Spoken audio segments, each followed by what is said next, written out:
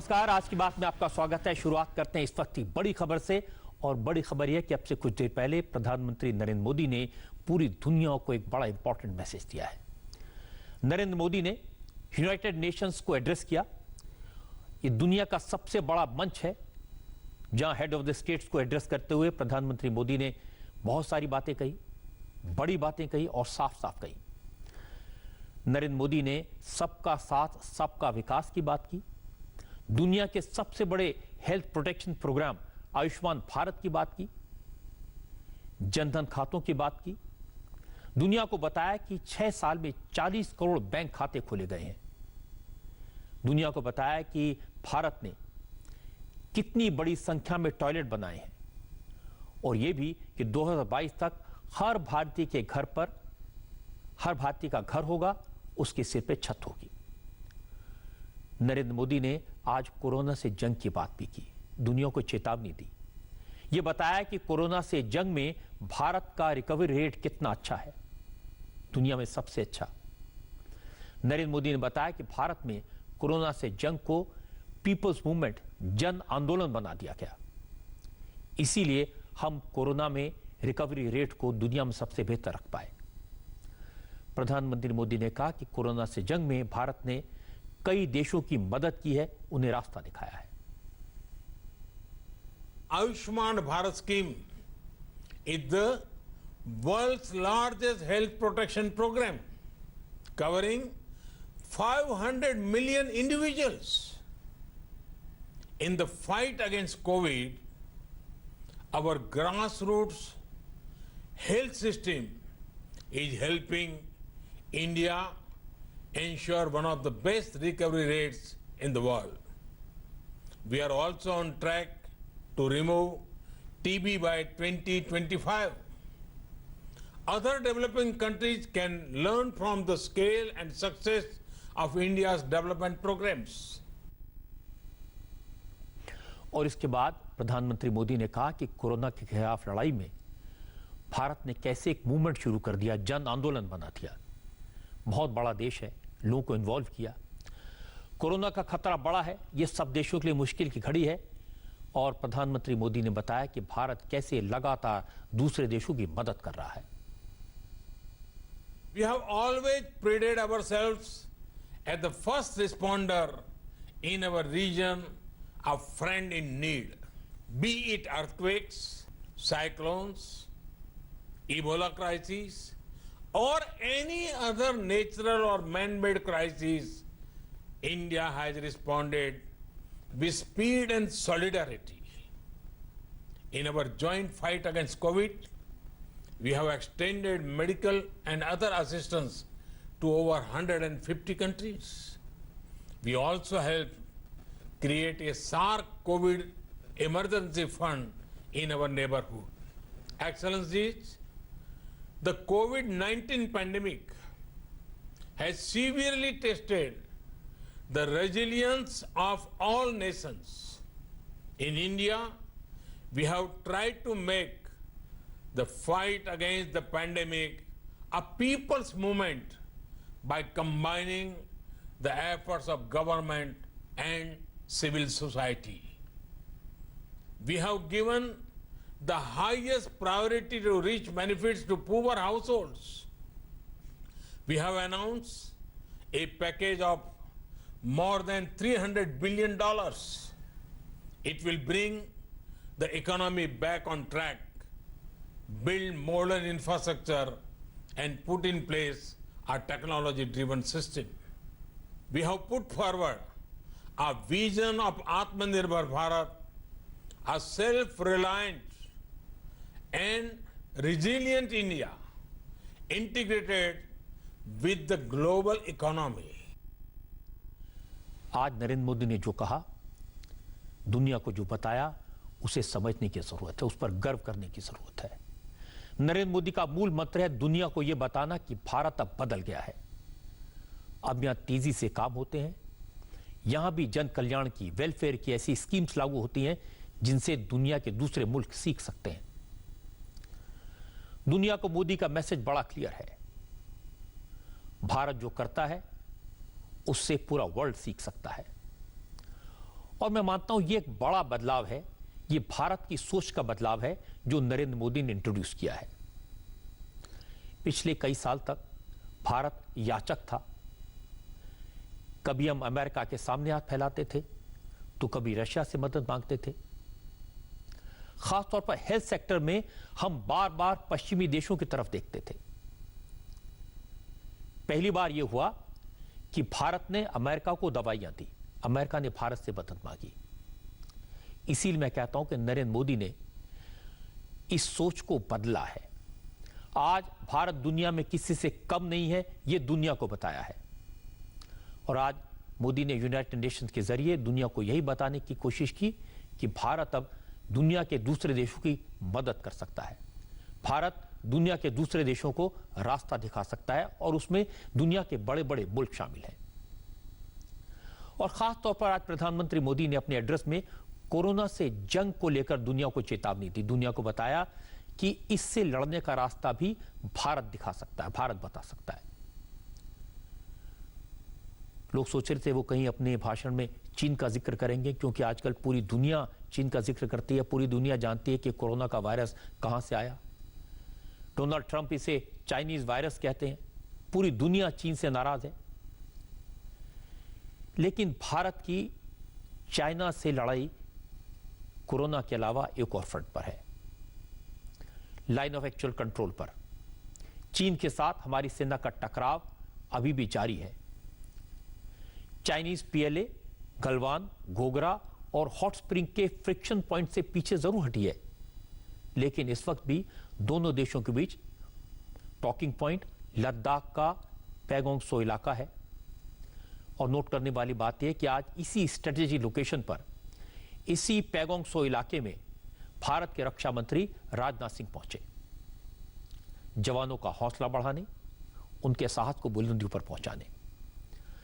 राजनाथ सिंह ने चीन का नाम तो नहीं लिया, लेकिन बड़े साफ लफ्जों में कहा, अगर कोई हमारे स्वाभिमान को चोट पहुंचाएगा तो उसे मुंह तोड़ जवाब मिलेगा।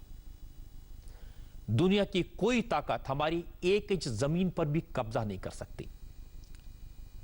तो पहले तो मैं आपको सुनवाता हूं, लद्दाख में जब रक्षा मंत्री पहुंचे, राजनाथ सिंह पहुंचे, तो जवानों में कैसा उत्साह था, जोश हाई था।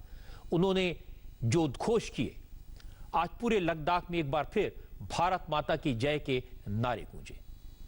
भारत माता की जय, भारत माता की जय, भारत माता की जय, भारत माता की जय, भारत माता की जय, भारत माता की जय, भारत माता की जय, भारत माता की जय, भारत माता की जय, भारत माता की जय, भारत माता की जय, भारत माता की जय, भारत माता की जय, भारत माता की जय, भारत माता की जय, भारत माता की जय, भारत माता की जय।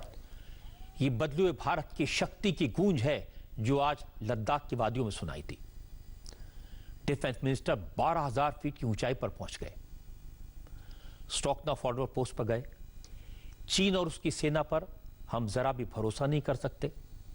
भारतीय सेना इसी वॉर के लिए, किसी युद्ध के लिए तैयार है, और इस प्रिपेयर्डनेस को आज डिफेंस मिनिस्टर ने देखा। इस वक्त लद्दाख में पूरे लाइन ऑफ एक्चुअल कंट्रोल पर टेंशन है।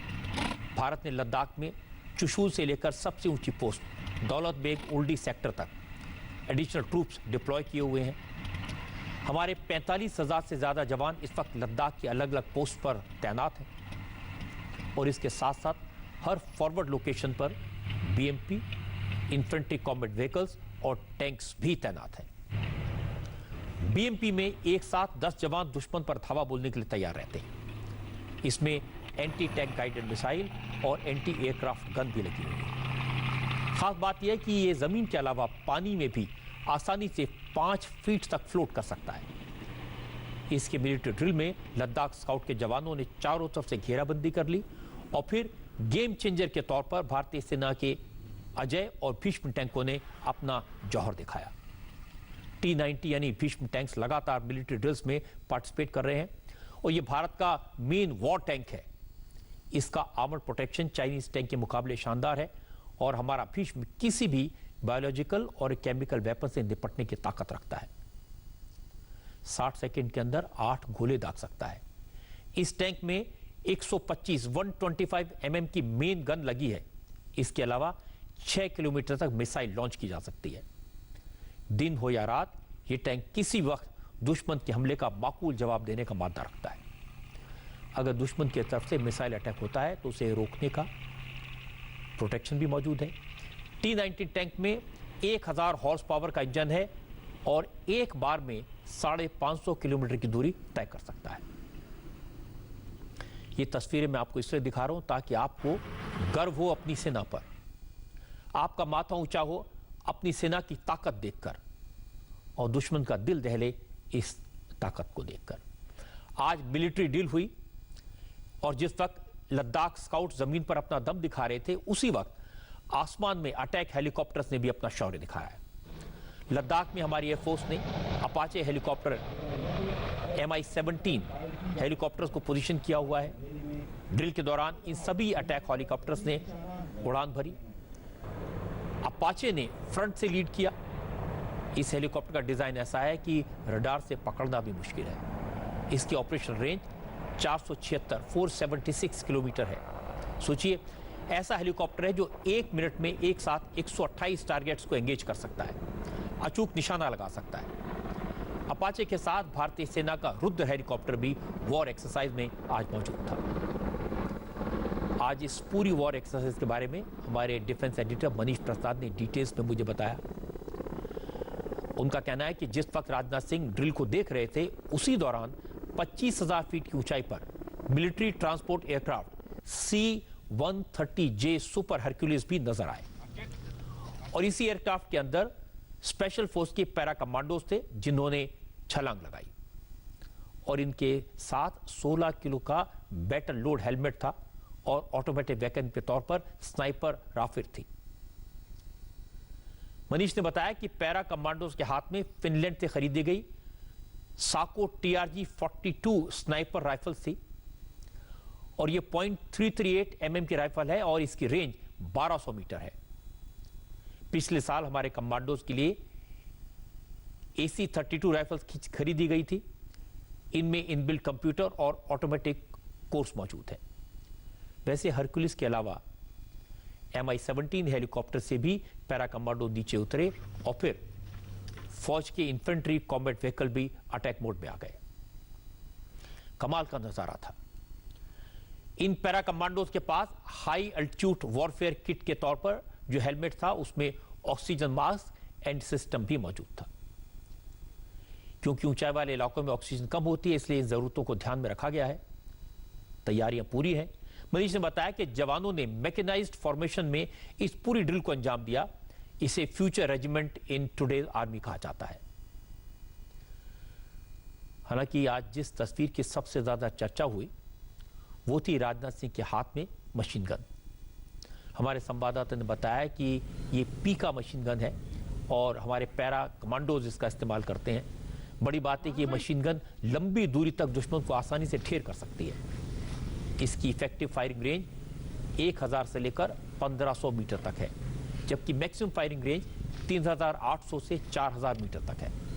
यानी 4 किलोमीटर तक ये मशीन गन निशाना लगा सकती है और इसमें वेरिएंट के हिसाब से हर मिनट में, हर 60 सेकंड में 65 से लेकर 700, 650 से लेकर 700 तक राउंड फायर हो सकते हैं। 12,000 फीट पर वॉर एक्सरसाइज देखने के बाद डिफेंस मिनिस्टर 13,500 फीट के अल्टीट्यूड पर लुकुंग पोस्ट पर पहुंचे। यह भारत की 45 किलोमीटर लंबी पैगोंग लेक का शुरुआती पॉइंट है। लुकुंग के इसी फॉरवर्ड पोस्ट पर रक्षा मंत्री को पूरी सिचुएशन के बारे में ब्रीफ किया गया। यहां पर राजनाथ सिंह ने फायर एंड फ्यूरी कोर की कैप लगाई हुई थी। हालांकि जिस वक्त ब्रीफिंग हो रही थी उस दौरान भी पीछे बॉर्डर आउटपोस्ट के पास बिल्कुल करीब पेट्रोलिंग बोट्स लगातार गश्त लगा रही थी। पूरे इलाके की पेट्रोलिंग की जा रही थी। मैं आपको बता दूं कि इस वक्त भारत और चीन के बीच पैगोंग त्सो को लेकर अभी भी विवाद बना हुआ है और सबसे ज्यादा चर्चा म्यूचुअल फ्रिक्शन पैगोंग त्सो के फिंगर 4 और फिंगर 5 के इलाके में होती है। मिलिट्री लेवल टॉक्स में हर बार ये इशू रेज होता है, हर बार इस पर चर्चा होती है। आज राजनाथ सिंह जहां मौजूद थे उससे 43 किलोमीटर की दूरी पर ही फिंगर 4 का इलाका है। सेना की तरफ से डिफेंस मिनिस्टर को बताया गया कि भारत और चाइनीज पीएलए के बीच चांग चेनमो की चोटी पर 1 किलोमीटर का डिफरेंस है। बाकी दूसरी जगहों पर सेनाएं एक दूसरे से 4 से 5 किलोमीटर की दूरी पर हैं।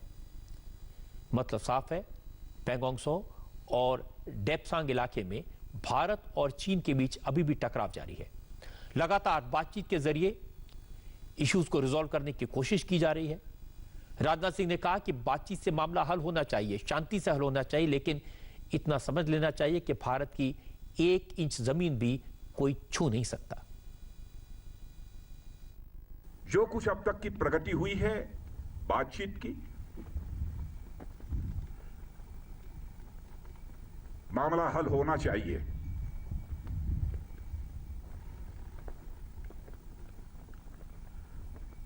लेकिन कहां तक हल होगा अभी इस संबंध में मैं कोई गारंटी नहीं दे सकता हूं।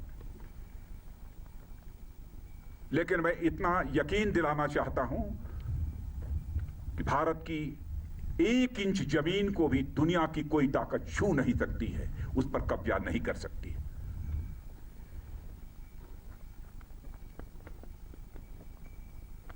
लेकिन बातचीत के द्वारा यदि समाधान निकलता है तो इससे अच्छी बात और कोई दूसरी नहीं हो सकती है।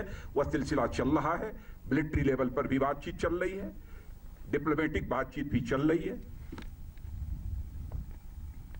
भारत का जहां तक सवाल है, भारत दुनिया का इकलौता देश है जिसने सारे विश्व को शांति का संदेश दिया है। भारत दुनिया का इकलौता देश है जिसने कि दुनिया के किसी देश पर न तो कभी आक्रमण किया है और न दुनिया के किसी देश की 1 इंच जमीन पर कभी कब्जा किया है।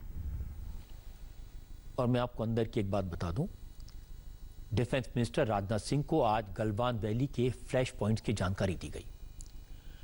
लेटेस्ट अपडेट उनके साथ शेयर किया गया और मुझे पता चला है कि पेट्रोलिंग पॉइंट 14 पर चाइनीज सेना 1.5 किलोमीटर पीछे है और अब यहां दोनों सेनाओं के बीच 3 किलोमीटर की दूरी बनी हुई है। इसी तरह पेट्रोलिंग पॉइंट 15 पर दोनों सेनाओं के बीच 8 से 10 किलोमीटर का अंतर है। राजनाथ सिंह ने गलवान वैली में 15 जून के खूनी संघर्ष को याद किया। राजनाथ सिंह ने कहा कि हिंदुस्तान जवानों की शहादत नहीं भूलेगा, उनका बलिदान व्यर्थ नहीं जाएगा। हाल में ही भारत और चीन के जवानों के बीच PP-14 पर जो कुछ भी हुआ, उसमें हमारे कुछ जवानों ने अपना बलिदान देते हुए अपनी सीमा की सुरक्षा की है। उनके खोने का गम है, आपसे मिलने की खुशी है। मैं उनकी स्मृति को स्मरण करना चाहता हूं, उनकी स्मृति को नमन करता हूं, उन्हें मैं हृदय से श्रद्धांजलि अर्पित करता हूं। और मैं ये कहना चाहता हूं कि हिंदुस्तान उनकी शहादत को कभी भूलेगा नहीं। हमारे प्रधानमंत्री जी ने भी आकर 2 टूक शब्दों ने कहा है कि उनकी वह शहादत, उनका वह बलिदान किसी भी सूरत में व्यर्थ नहीं जाएगा। जो कुछ भी हुआ है, भारत और चीन के सेना के जवानों के बीच, मैं कह सकता हूं कि आप लोगों ने केवल भारत की सीमा की सुरक्षा नहीं की है, बल्कि भारत के 130 करोड़ भारतवासियों के सम्मान की आपने सुरक्षा की है। डिफेंस मिनिस्टर ने जवानों का हौसला बुलंद किया, जवानों को बताया कि इस समय देश में नरेंद्र मोदी की लीडरशिप है, एक मजबूत इच्छा शक्ति वाले नेता के हाथ में देश की कमान है और भारत का प्रधानमंत्री और भारत कमजोर नहीं है। राजनाथ सिंह ने जवानों को भरोसा दिलाया कि प्रधानमंत्री हर सिचुएशन के हिसाब से फैसला लेना जानते हैं, उन पर भरोसा किया जा सकता है। और मित्रों, भरोसा रखना, अब हमारा भारत ये कमजोर भारत नहीं है। भारत का एक सशक्त नेतृत्व है। नरेंद्र मोदी जैसा प्रधानमंत्री हमको मिला है, फैसला लेने वाला प्रधानमंत्री, दृढ़ इच्छा शक्ति का प्रधानमंत्री। हमारे स्वाभिमान पर कोई चोट नहीं पहुंचा सकता। राष्ट्रीय स्वाभिमान ये हमारी पूंजी है। इसी लद्दाख के कारगिल द्रास सेक्टर में भारत की सीमा की रक्षा करते हुए, एक एक इंच जमीन की रक्षा करते हुए हमारे सेना के जवानों ने जो शहादत दी है, उनको भी मैं इसमें स्मरण करना चाहता हूं और उनको भी मैं श्रद्धांजलि अर्पित करना चाहता हूं। ये बात सही है कि चीन से लगातार बात चल रही है। कई इलाकों में चीन की फौज पीछे भी हटी है, लेकिन अभी भी कई ऐसे इलाके हैं जहां पर भारत और चीन की फौज आमने सामने है। एक्सपर्ट्स बताते हैं कि बातचीत का प्रोसेस अच्छा है, लेकिन लंबा है। चीन अप्रैल वाली पोजीशन में वापस जाए, इसमें वक्त लग सकता है। इसीलिए भारत की फौज ने कोई ढिलाई नहीं बरती है, तैनाती कम नहीं की है, तैयारियां पूरी हैं, क्योंकि चीन पर भरोसा नहीं किया जा सकता। पहले भी हिंदी चीनी भाई भाई कहकर चीन ने भारत को धोखा दिया था। हालांकि अब वक्त बदल चुका है, भारत मजबूत है, भारत की फौज प्रोफेशनल फौज है और दुनिया में इस वक्त चीन की पोजीशन बहुत अच्छी नहीं है। सारी दुनिया चीन से कोरोना के वायरस को लेकर नाराज है। अमेरिका ने तो चीन को कई तरह से घेरा है। साउथ चाइना सी में चीन कंफर्टेबल नहीं है। हांगकांग के सवाल पर और चाइनीज कंपनियों को बाहर करके अमेरिका ने प्रेशर बनाया है। और यह भारत की डिप्लोमेसी की जीत है कि अमेरिका के साथ साथ रशिया और यूरोप के बड़े बड़े मुल्क भी इस कॉन्फ्लिक्ट में भारत के साथ हैं। इससे इस बात की उम्मीद कम है कि चाइना ऐसे वक्त में कोई एडवेंचर करेगा, लेकिन तो भी संभल के रहना है। हमारी सेनाएं अलर्ट है, पूरे जोश में है, इसका नजारा आपने देखा। तैयारियां कैसी हैं ये आपने देखी। एक बात बड़ी साफ है, भारत के सैनिक, भारत की फौज किसी भी मुकाबले के लिए तैयार है और दुनिया के बड़े बड़े लीडर नरेंद्र मोदी के साथ खड़े हैं। लेकिन हमारे देश में कुछ लोग हैं और जो इस बात को नहीं समझते, कभी डिप्लोमेसी पर, कभी रणनीति पर सवाल उठाते हैं, चीन के मुकाबले भारत को कमजोर बताते हैं और इनमें राहुल गांधी सबसे आगे हैं। आज फिर राहुल गांधी ने एक वीडियो जारी किया। राहुल गांधी ने कहा कि मोदी सरकार की खराब विदेश नीति और पस्त इकोनॉमी की वजह से चीन सीमा पर हमारे खिलाफ एग्रेसिव हुआ है। राहुल गांधी के इस वीडियो पर विदेश मंत्री एस जयशंकर ने करारा जवाब दिया। एस जयशंकर ने आज 10 ट्वीट किए राहुल को जवाब देने के लिए और कहा कि आप जरा एक्सपर्ट्स की बात सुने, मीडिया के से बात करें और जवानों से बात करें तो आपको सच पता चलेगा। एस जयशंकर ने राहुल को क्या जवाब दिया ये मैं आपको बताऊं, उससे पहले आपको राहुल के वीडियो का एक थोड़ा सा हिस्सा दिखाता हूं जिसमें उन्होंने उपदेश दिया और चीन को ज्यादा ताकतवर और भारत को कमजोर बताया। The question is, why have the Chinese chosen this particular time to move? What is it about India's situation that has made China act in such an aggressive way? What is it about this moment in time that has allowed the Chinese to have the confidence that they can move against a country like India? And to understand that, you have to go into multiple spaces. Countries are protected not by one particular thing, but by a confluence of forces, by a confluence of systems. Okay?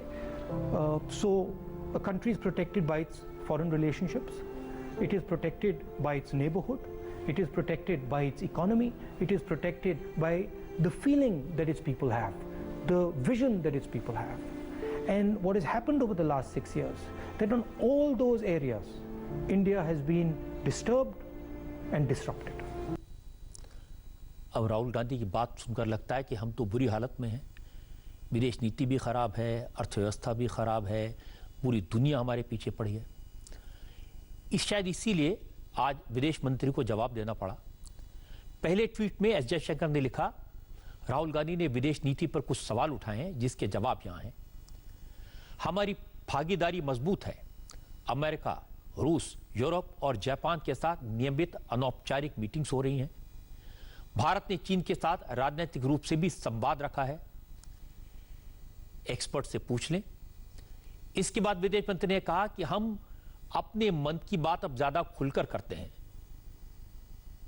CPEC पर, BRI पर, दक्षिण चीन सागर पर, United nation से घोषित आतंकवादियों पर, ये सारे एग्जाम्पल्स हैं। आपको अगर नहीं मालूम तो मीडिया से पूछ लें। जयशंकर ने लिखा कि सरकार ने सीमा पर इंफ्रास्ट्रक्चर की पुरानी प्रॉब्लम को दूर किया। 2008 से 2014 के साथ 2014 और 2020 की तुलना करें, बजट में 280% की बढ़ोतरी की, 32% सड़क निर्माण किया, 99% पुल और 6 गुना सुरंगों का, टनल्स का निर्माण किया। अगर आपको यह बात पता नहीं है तो हमारे जवानों से पूछ लें।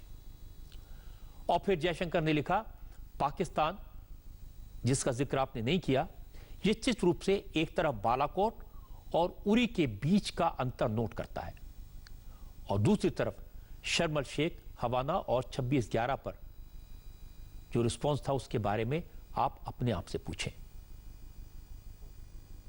राहुल गांधी कभी रेस्पॉन्सिबल हो सकते हैं और वो रेस्पॉन्सिबिलिटी अपने कंधों पर ले सकते हैं, ये कभी हो नहीं सकता है।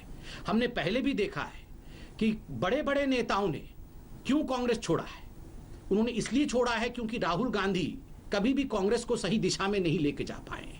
आज राहुल गांधी कुछ वीडियो इत्यादि रिलीज कर रहे हैं, मगर राहुल जी षड्यंत्रकारी ऑडियो के माध्यम से अपनी रेस्पॉन्सिबिलिटी को छोड़ने का जो प्रयास आप कर रहे हैं, जो इरेस्पॉन्सिबिलिटी आपकी दिख रही है कि आप अपने घर को संभाल नहीं पा रहे हैं, इसका ठीकरा हमारे सर पे मत फोड़िए। आप बाहर निकलकर वीडियो के माध्यम से जवाब दीजिए कि आखिरकार आपके घर के अंदर क्या हो रहा है।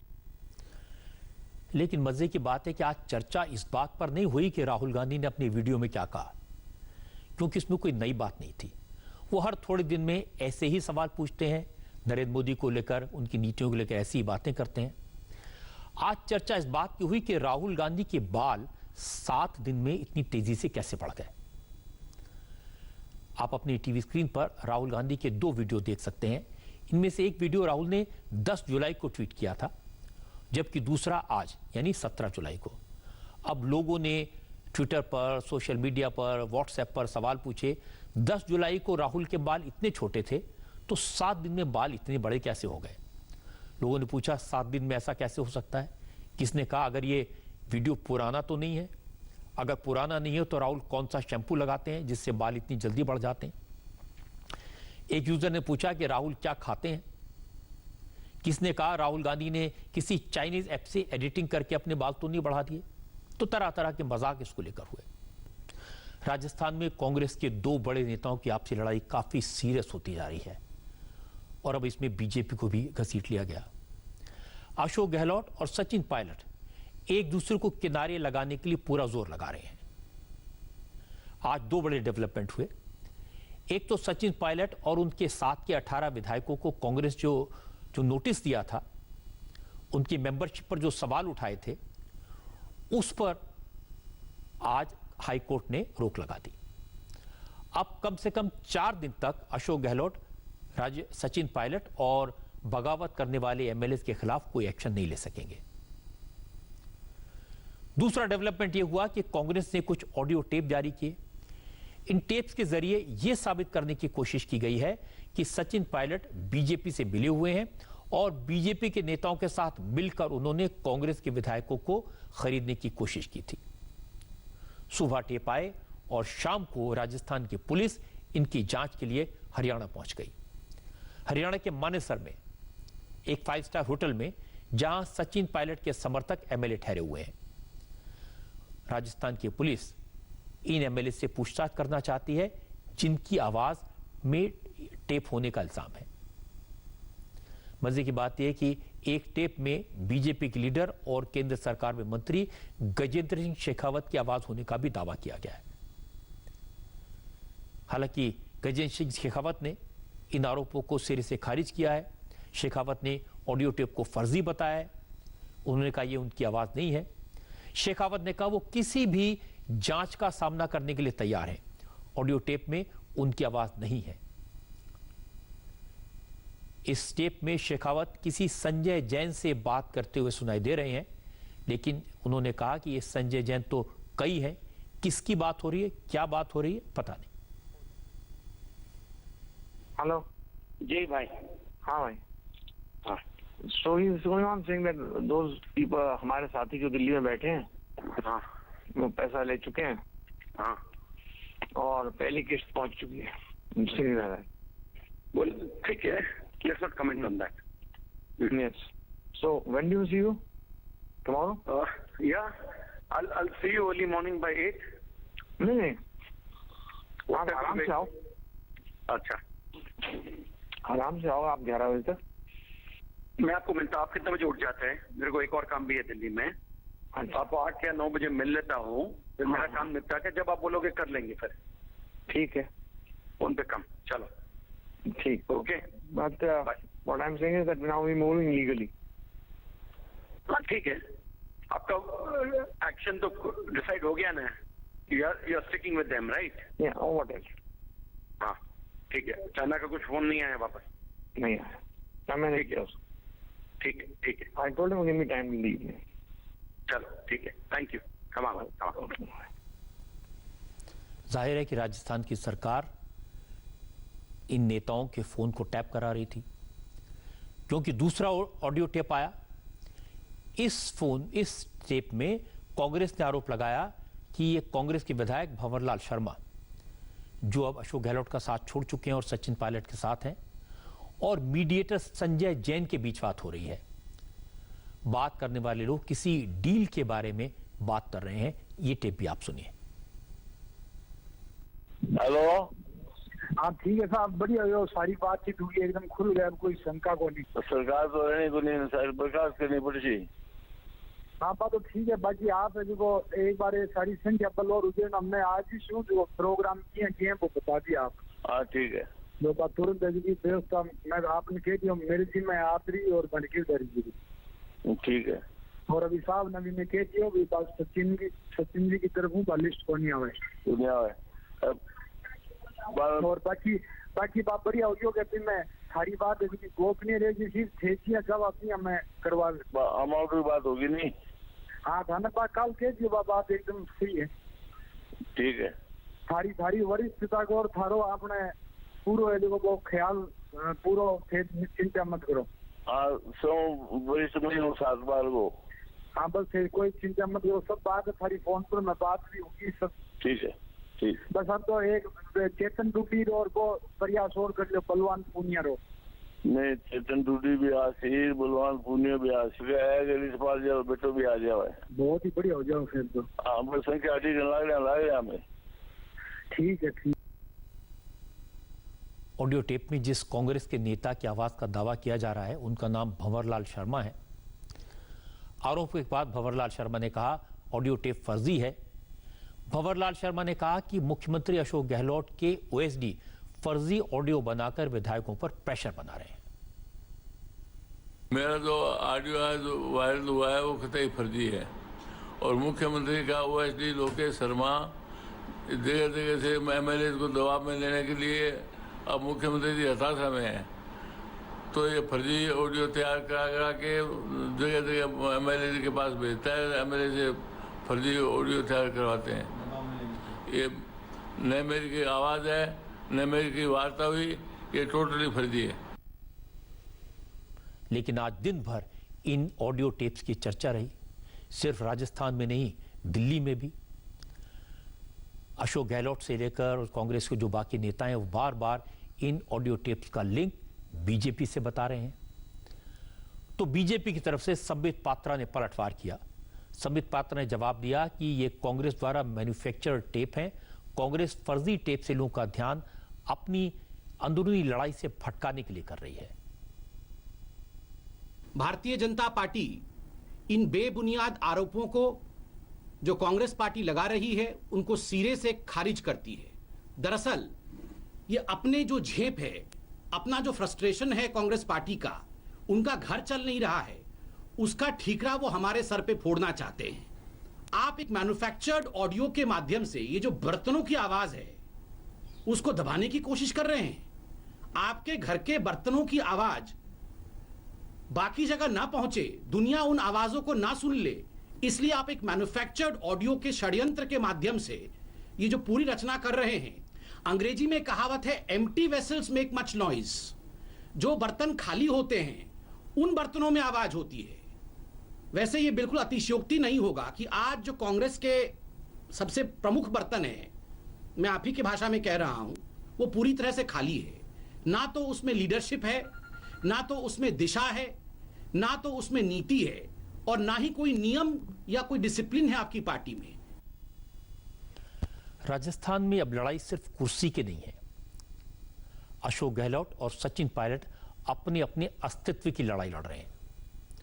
इन दोनों का संघर्ष तो करीब 2 साल से चल रहा है, जब से ये सरकार बनी। और आपको जानकर आश्चर्य होगा कि पिछले 1 साल से अशोक गहलोत और सचिन पायलट के बीच बातचीत बंद है। चीफ मिनिस्टर और डिप्टी चीफ मिनिस्टर के बीच में कोई बात ही नहीं होती। लेकिन जिस बात ने झगड़े को इतना बढ़ाया कि सचिन पायलट कांग्रेस छोड़ने को तैयार हो गए, बगावत के लिए तैयार हो गए, वो आरोप यही था जिसका आज दिन भर जिक्र हुआ। अशोक गहलोत का कहना था कि सचिन पायलट बीजेपी के साथ मिलकर एमएलए की खरीद फरोख्त कर रहे हैं और उनकी सरकार गिराने की कोशिश में लगे हैं। इस बात की जांच के लिए अशोक गहलोत ने एसओजी बनाई, तो जो एक्यूज थे उनमें सचिन पायलट का नाम भी लिखा गया। सचिन पायलट इसे बर्दाश्त नहीं कर पाए और आज जो हुआ, जो टेप सामने आए और टेप में जो कहा गया, ये वही बातें हैं जो अशोक गहलोत कई दिन से कह रहे हैं। अशोक गहलोत ये साबित करना चाहते हैं कि सचिन पायलट अब कांग्रेस के नहीं, बीजेपी के साथ हैं। और सचिन पायलट ये बताना चाहते हैं कि वो कांग्रेस में ही हैं और अगर गहलोत ने मजबूर किया तो उन्हें बीजेपी के साथ जाना पड़ेगा और वो कांग्रेस का भारी नुकसान कर सकते हैं। सारे बयानों में, सारी चालों में इसी लड़ाई का रिफ्लेक्शन दिखाई दिया। एक ताजा खबर आपको बता दूं, अभी अभी मुंबई से यह खबर आई है। ऐश्वर्या राय बच्चन और उनकी बेटी आराध्या बच्चन को नानावटी हॉस्पिटल में भर्ती कराया गया है। आप जानते हैं कि अमिताभ बच्चन और उनके बेटे अभिषेक पहले से ही नानावती हॉस्पिटल में भर्ती हैं। ऐश्वर्या और आराध्या को अभी तक घर पे ही क्वारंटीन रहने के लिए कहा गया था, लेकिन आज ऐश्वर्या को बुखार आने के बाद उन्हें हॉस्पिटल शिफ्ट किया गया। भारत में आज कोरोना के मरीजों की संख्या, उनकी फिगर 10 लाख के पार चली गई। हर 3 दिन में 1 लाख मरीज बढ़ रहे हैं। मरने वालों की संख्या भी 26,000 के पास पहुंच गई है। और डराने वाली बात यह है कि जिन राज्यों में पहले कोरोना की सिचुएशन कुछ हद तक कंट्रोल में थी, वहां भी हालात बिगड़ते दिखाई दे रहे हैं। और इनमें सबसे ऊपर नाम है बिहार का। पहले यहां रोजाना 25-50 के सामने आते थे, कोई चिंता की बात नहीं थी। अब बिहार में हर रोज 1000 से ज्यादा कोरोना के केसेस सामने आ रहे हैं। बिहार में कोरोना के मरीजों की संख्या 23,000 से ज्यादा हो गई है और मरने वालों की फिगर 200 के पास। ज्यादा परेशान करने वाली बात यह कि अब वो लोग कोरोना की चपेट में आ रहे हैं जिस पर इसे रोकने की जिम्मेदारी है। इसकी वजह से पूरा का पूरा सिस्टम बिगड़ गया है। भागलपुर के कमिश्नर, डीएम, टीडीसी और एडीएम की आज कोरोना रिपोर्ट पॉजिटिव आई। पटना के कई हॉस्पिटल्स और टेस्ट सेंटर्स के डॉक्टर और कर्मचारी कोरोना पॉजिटिव पाए गए हैं। बिहार के सबसे बड़े कोरोना टेस्ट लैब आरएमआरआई को 3 दिन के लिए बंद करना पड़ा है। यहां के 9 स्टाफ मेंबर्स कोरोना पॉजिटिव पाए गए। नतीजा यह हुआ कि दूसरे टेस्ट सेंटर्स पर लोड बढ़ गया, भीड़ बढ़ती जा रही है और टेस्ट होना मुश्किल हो गया है। अस्पतालों में टेस्ट को लेकर काफ़ी परेशानी हो रही है। जो मरीज हैं उनका कहना है कि घंटों इंतज़ार के बाद भी उनका नंबर नहीं आता है। और यहाँ पर आप देखें, जितने भी लोग आपको दिखाई दे रहे हैं, ये सारे लोग जो हैं वो कोरोना के टेस्ट के लिए आए हैं। सबों में कोई ना कोई लक्षण है या कोई उन्हें ऐसा सिम्टम दिख रहा है जिसको लेकर उनको लगता है कि कोरोना का टेस्ट कराना ज़रूरी है। और ये सारे लोग आप देखें इंतज़ार कर रहे हैं, घंटों इंतज़ार कर रहे हैं। लोगों का कहना है कि जो सुबह आए थे अब तक उनका नंबर नहीं आया है, जबकि बीच में कई ऐसे लोग जिनकी पहुंच है, पैरवी है, ऐसे लोगों का टेस्ट पहले हो जा रहा है। इस तरह की शिकायतें कई दूसरे सेंटर से भी आ रही है और यही कारण है कि यहाँ पर मैं पहुँचा था ये जानने के लिए कि आखिर अस्पतालों में जो टेस्ट हो रहा है वो किस तरह से हो रहा है। कई जो सेंटर हैं वो बंद पड़े हैं। पटना में कई दूसरे जो सेंटर हैं वहाँ के जो स्वास्थ्यकर्मी हैं, डॉक्टर खुद संक्रमित हो गए हैं, उसके बाद उस सेंटर को बंद कर दिया गया है।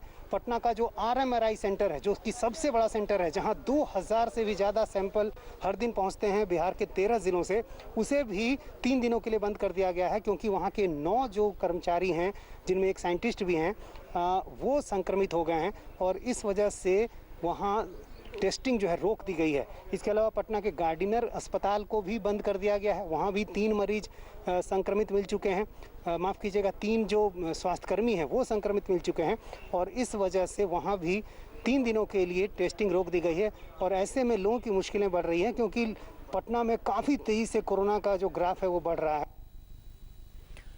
आज मैं आपको बिहार के बारे में डिटेल में बता रहा हूं। हॉस्पिटल के स्टाफ मेंबर्स का कोरोना पॉजिटिव होना कितना परेशान कर देता है, सिस्टम पर कितना लोड बढ़ा देता है, इसकी हैरान करने वाली तस्वीर पटना से ही आई है। ये जो भीड़ आप देख रहे हैं, ये पटना के महावीर कैंसर संस्थान के OPD के पास है। बड़ी संख्या में लोग जमा हैं और ये सब लोग पेशेंट हैं, इलाज के लिए आए हैं। पिछले हफ्ते महावीर कैंसर संस्थान के कुछ पेशेंट और स्टाफ मेंबर्स कोरोना पॉजिटिव पाए गए थे। इसके बाद सैनिटाइजेशन करना था, दूसरे भी कई प्रोटोकॉल के नियम थे, इसकी वजह से हॉस्पिटल को बंद करना पड़ा।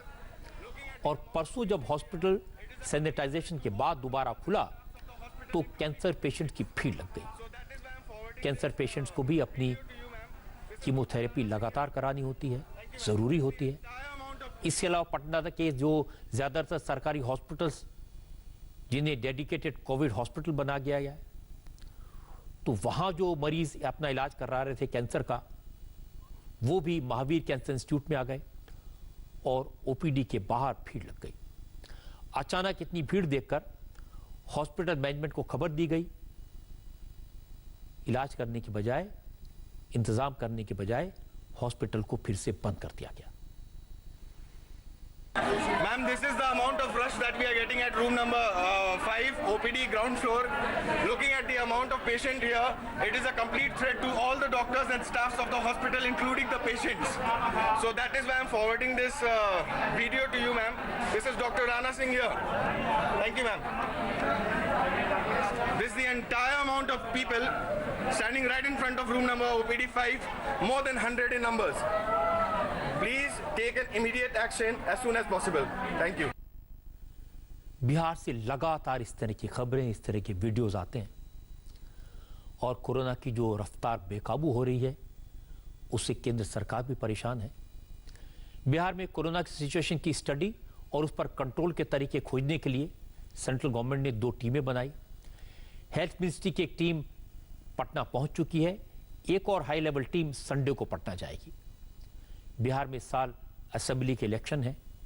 आज ही बिहार के विरोधी दलों ने चीफ इलेक्शन कमिश्नर को चिट्ठी लिखी, कहा चुनाव आयोग इस बात की समीक्षा करे कि क्या इस महामारी के दौरान फ्री एंड फेयर इलेक्शन हो सकते हैं।